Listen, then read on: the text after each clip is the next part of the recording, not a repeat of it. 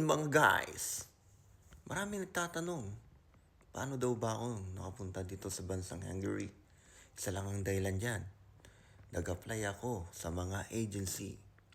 Kung tatanungin nyo naman kung anong agency ang aking applyan, isa dito ang nagpaalis sa akin sa bansang Hungary, ang Peridot International Manpower Services. Una, pumunta ako doon.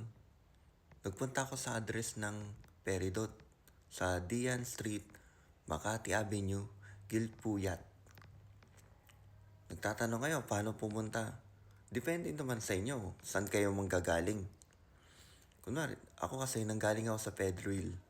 Sumakay ako ng jeep, pumuntang Gilpuyat, tapos nilakad ko lang yun hanggang makarating ng Dian Street. Tapos sa Dian Street, lakarin mo pa. Kasi tapat yun ng St. Clair Clinic. Hospital ba yan? Clinic. Yun na nga.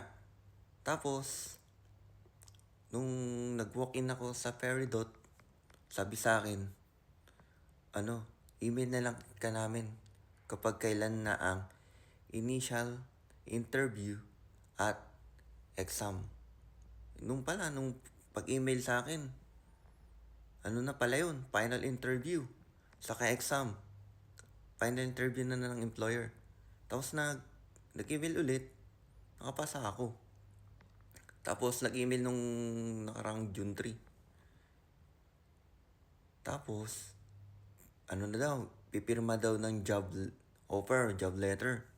Ayun, nakapirma na ako. Biglang sabi, mag-medical na. Yun na nga, dire-diretso na ang apply.